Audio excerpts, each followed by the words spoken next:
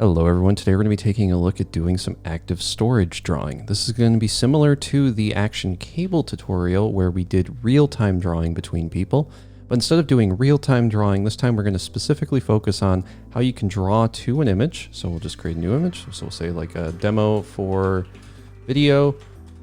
So we have a clear image here. We draw something, we say maybe like hi, and then we refresh the page. And you'll see that hi appears here. If we clear this, we can clear our drawing. We can then refresh. So as you can see, it is persisting. And we're not updating it in real time because in real time, we wouldn't have to show both of these, right? And what the difference here is, if I say like hi again, and I lift up my mouse and I refresh, this one over here isn't actually something I can draw on, but it is something that I can save. So if I right click, I can save this as a PNG.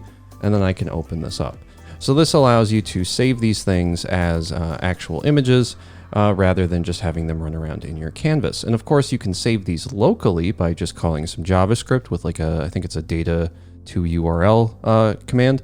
But instead of doing that, I thought it'd be cooler if we just had these persist. And then you can come back here and we can see all of the various drawings we've made. And we can like clear these and refresh even from the index and use this from the index, and it works all the same.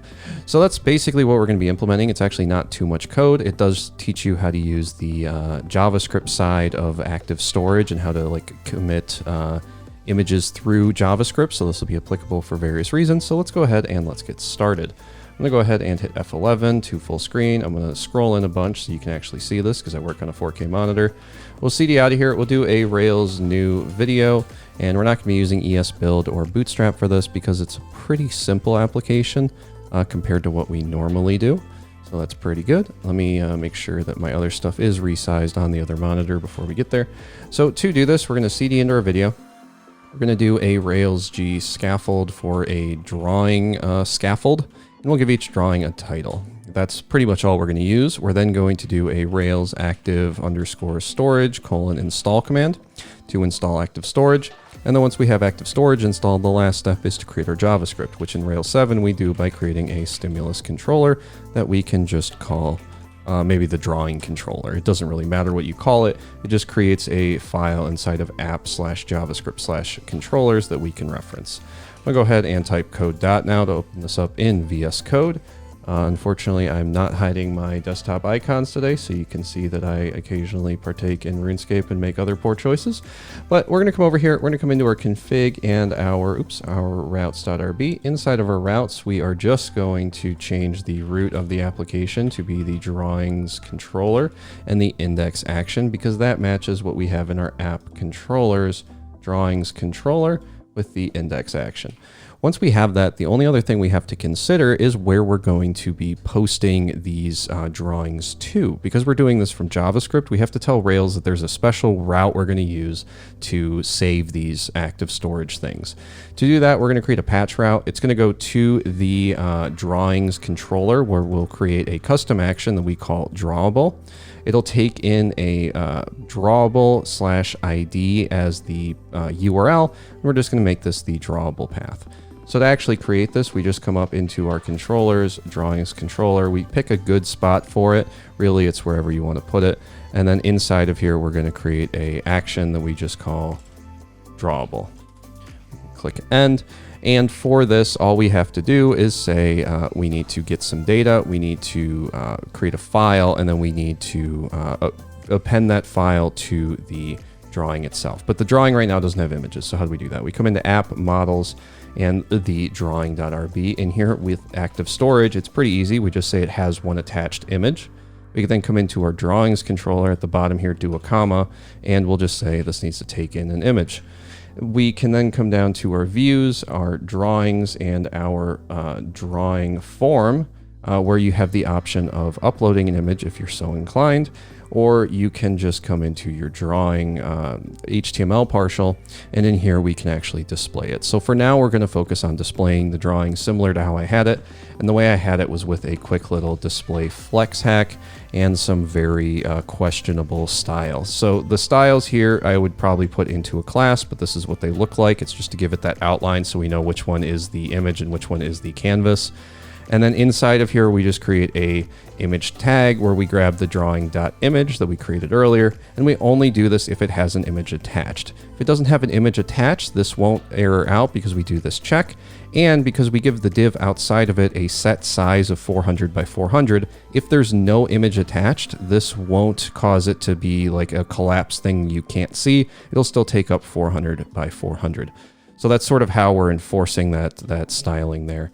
Ideally, you would just get rid of this and you would just, silently update the image and save it for the user. But in this case, we want to see those updates. The next thing we do is we create our content tag because we are using stimulus. And for this, oops, I did one too many enters. For this, we need to give it a controller that we set equal to drawing. We need to pass in the ID, which is going to be the parameter. So when we go to like localhost port 3000/drawing/1, we need to pass that 1 in here so we can use it in JavaScript land. The last thing we need to do is we need to attach our drawable drawing here, which we can just do by calling drawing_drawable. Now these are important. You'll notice that both of these are prefixed with the name of our controller that we define right here. And that's because in our actual JavaScript, we're going to be calling this.data.id or this.data.drawable. And that only works when we have that prefix there. So just keep that in mind. I'll bring it up again when we get to that point. And for this, we're once again going to do that check where we say drawing.image.attached. But in here, we're actually going to do a little bit more, where we do a ternary operator. And if you're not familiar with this, it's basically just a if statement. So if this is true, then we're going to do whatever comes next. And whatever comes next is going to be a Rails blob path from active storage, where we get the blob path for the drawing.image. And we return only path true for reasons that are beyond our understanding because we just use the tools, we don't make them. But in all seriousness, we're just getting the actual path of the image. We're not interested in anything else because that'll allow the JavaScript to load it. And then we can, if this is not true, so if drawing.image.attached is not true, we just set this to be nil. And if it's nil, we don't do anything. Once we're done with that, we can then come down here and we can end our content tag. But we do put a do block at the end here because we want to put stuff inside of this content tag. You'll notice this isn't a canvas, it's a div, which means we have to put our actual HTML canvas inside of here. And the reason why we're putting the actual HTML canvas inside of here, first of all, we have to do our div with our ugly styling hack. But the reason why we're putting the canvas inside of here is because we also want to have that clear button. And we need to have both of these under the same controller. And to do that, we have to have everything inside of this do and this end block. If we had made this our canvas, then when we drew, it would have overridden our clear button if it was inside of here. It's not really the best solution, but it's the only one I could really come up with in my limited time when I make these videos. So here we go. We now have our content tag for our actual canvas with nothing inside of it. This is where you normally put like text. We tell it to be 400 by 400, which matches these sizes, so we can draw anywhere in this area. We then give it a data where the drawing_target is canvas. If you're not familiar with this, this just allows us to access this element by calling drawing target or canvas target inside of our drawing controller. So we call canvas target inside of our drawing controller. It sort of reads backwards. Now the other thing we do here is just real quick, we create a link to, and this link to is going to be outside of our div. It's just a link to a clear button, which doesn't go anywhere. We set remote true. And then for our data, we just pass in an action of on click. So when you click this link, call the drawing controller clear action. And now all of this is happening inside of our JavaScript. So let's go take a look at that because we're pretty much done here as soon as we implement our JavaScript. So in our JavaScript controller, the first thing we have to do is define our static list of targets. And for this, we only have one target, which is our canvas. So this drawing target is what we're defining here as the canvas. So we can now call this .canvas target and assign it to our canvas. So that's how we get our canvas. We can now tell it that it needs a width and a height, which is optional. Of course, you can not include it in the content tag here. But because we're calling this .element, that's not going to work. We instead need to say this .canvas.height and width is equal to 400. Once we have that, we then need to get our 2D context. We can then come down here after we get our 2D context and we can set some settings. So for this, we're going to say it has a line width of 3, which just makes the pen tool a little bit thicker with a couple extra C's. We tell it that the color is AAA, which is like that little bit of gray that we were painting. We tell it that the background style of the image should be white. So if we go ahead, we save this, we can go over to our console, run a Rails S, and go over to localhost port 3000/drawings. It'll tell us we have to run some migrations. We can click this button to not have to type anything. We can make a new drawing, call this demo, and then hit create. So create a drawing here, and then if we hit Control-Shift-I, we can open up our console. And we'll just go ahead and we'll zoom in the console a bit so you can actually read it. So here we have our console. If we try to do anything in our canvas, nothing happens right now. So what's going on? Well, the first thing we should check is make sure that we're actually loading the stimulus controller, which we can just do by calling a hello stimulus, comma, and then this dot element just to see what comes up, I guess. If we refresh down here, we can see hello stimulus, and we're grabbing this entire div with that drawing controller inside of it. So all of this stuff is inside of this div, which is why we have to do those selections to get the canvas. So let's go ahead and let's try to implement the drawing. For this, the easiest way that I've found is to just create a couple of mouse event listeners, which we're going to do down here. And then for this, we just say this.canvas, add event listener. We create one for mouse down. So when you click, mouse up when you let go, and mouse move.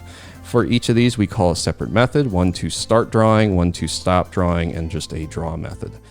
With all of these, we bind this to the event so we can continue to use stuff like this.canvas inside of those functions. So that's how we're doing that. So let's come down here and let's create these methods real quick. We'll say this start drawing is just going to take in an event where we say this.drawing is true, and then we call this.draw. We pass in the event for that. So our stop drawing, which we'll do first, is going to be pretty simple. It's just going to be a call to this.drawing equals false, this.context.begin path, and then we say upload to active storage, which we're going to keep commented out for now. And now for our draw event, we can just create the draw event real quick. And for this draw event, all we want to do is sort of what it's suggesting here, but this is actually not entirely correct. We're going to start by returning if the drawing is set to false, which is fine, but this needs to not be the client X. I think it needs to be the offset X and the offset Y. And it's going to be the same for each of these, so we can just do that. And now if we save this, come over here and refresh, and then if I scroll out one step so we can at least see this a little bit, if I now refresh and draw, we should hopefully get something. So there's our doodle, but of course if we refresh, it goes away. So how do we make this persist? To make this persist, we need to uncomment this, I guess. So we'll save this. Next, we need to create our upload to active storage method. So we're going to come down here, we're going to say upload to active storage.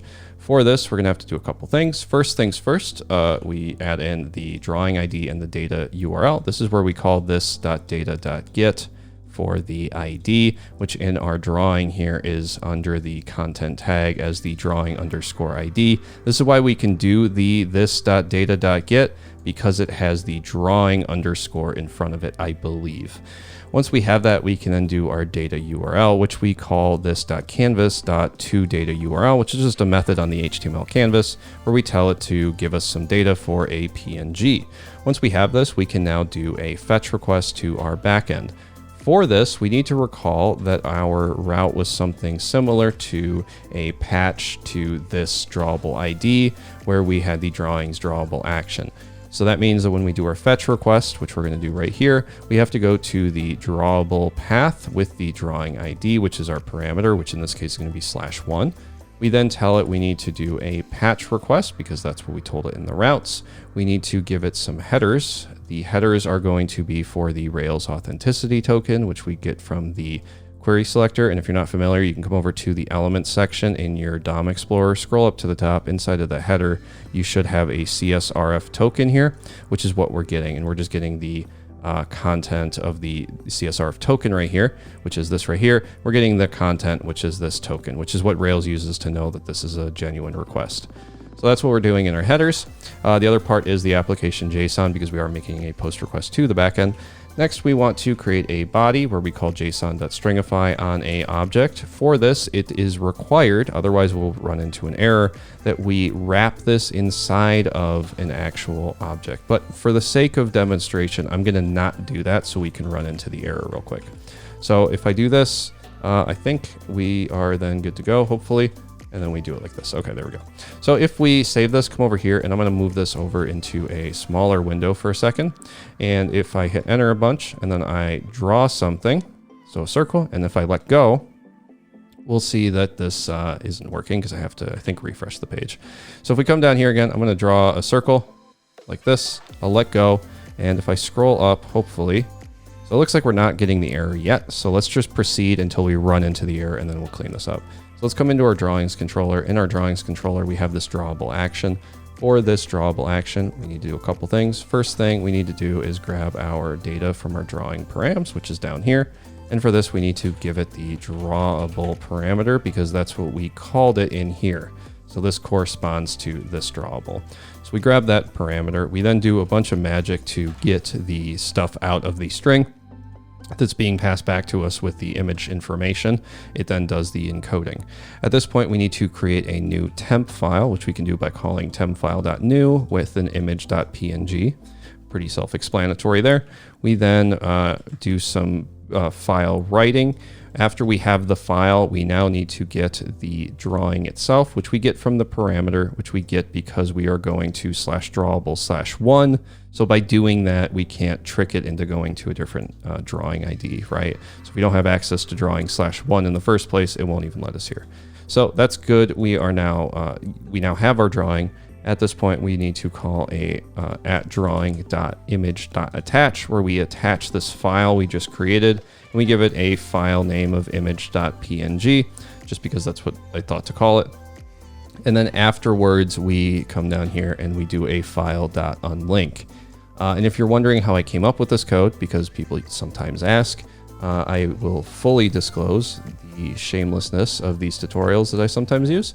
And if I can find the actual snippet somewhere in my history here, you can see that this came from a ChatGPT conversation where I asked it, how can I save a HTML canvas to a Ruby on Rails model that has one attached image with active storage? And it gave me a rough outline, and then I just converted it into what we did here.